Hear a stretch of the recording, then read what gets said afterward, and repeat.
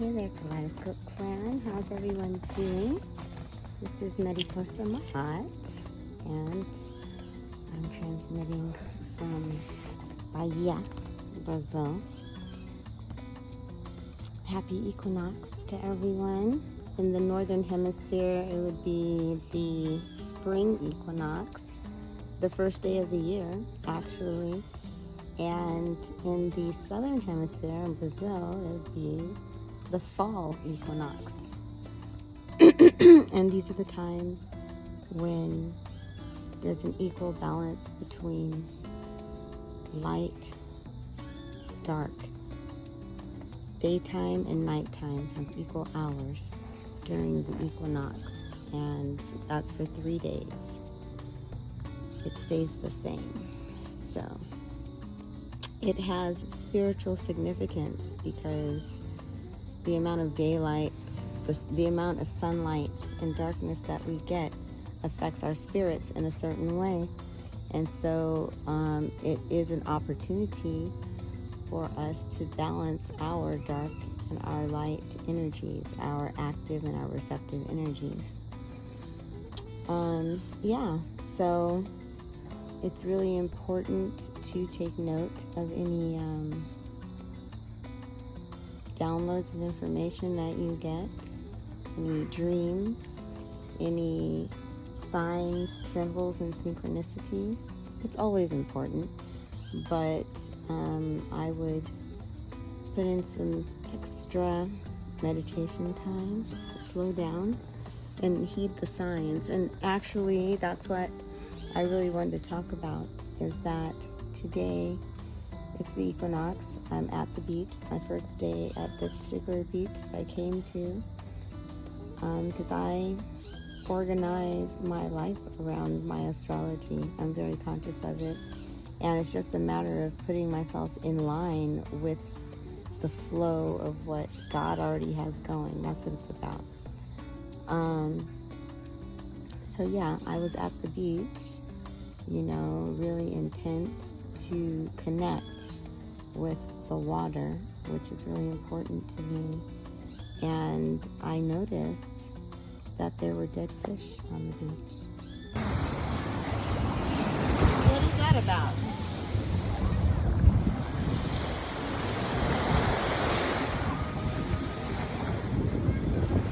There's one there. There's one there.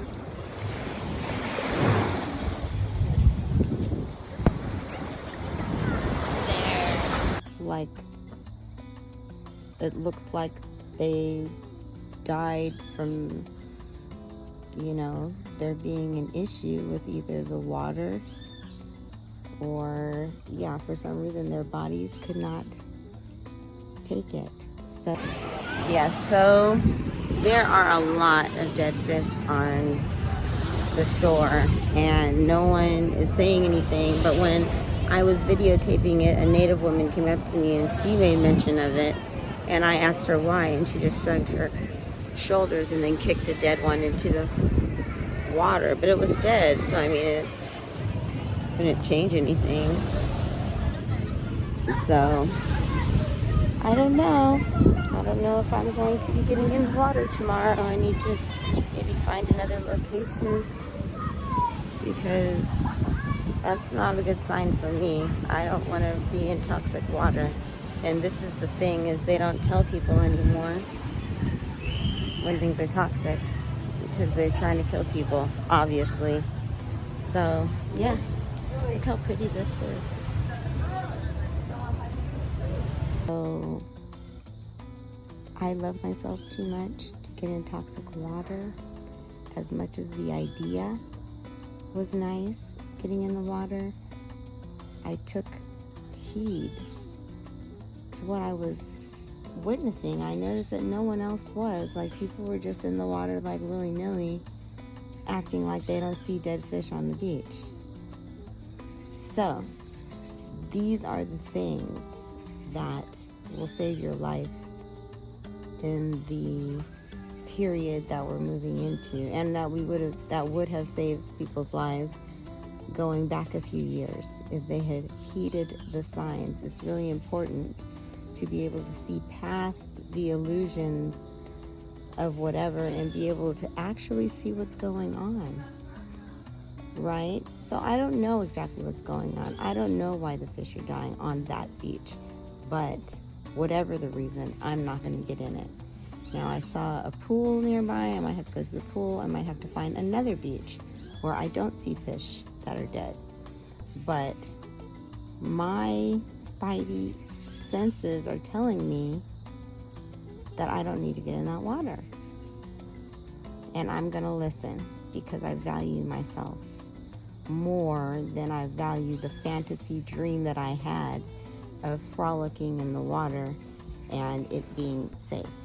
So I don't need to ask any doctors. I don't need to ask anybody else. My spirit was attuned to it for a reason, and my intuitive sense said, don't do it. And so I listened. And we come up on these things all the time, you know, like when everybody else is doing something, there's a group thing that, yay, it's fun. Come on, you know, join the fun, you know, and you want to, but then you see or you feel something that tells you that it's not as safe or as desirable as what you think. And some people are still overcome by peer pressure. You know, I don't even, you know, I'm not around people where that's a factor for me, but even if it was, I still wouldn't do it. In fact, I remember I went to an agape beach party in 2012 or 13.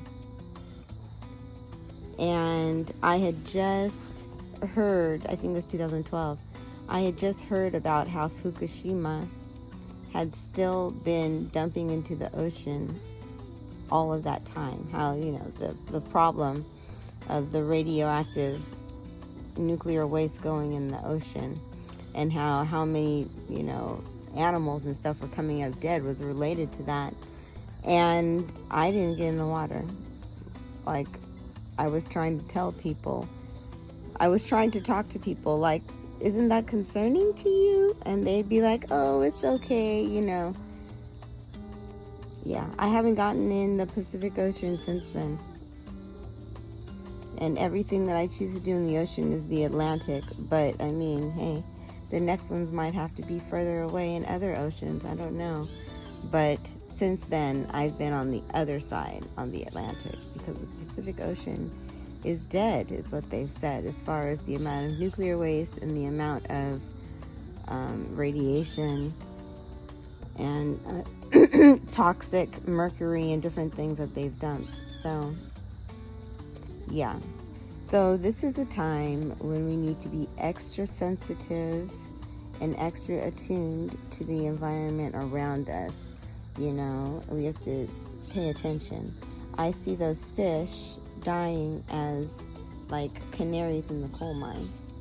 You see that, then you need to know that it's also not good for you. That's their natural environment, you know? So it's really important to protect yourself. So that's it, Kaleidoscope Klan.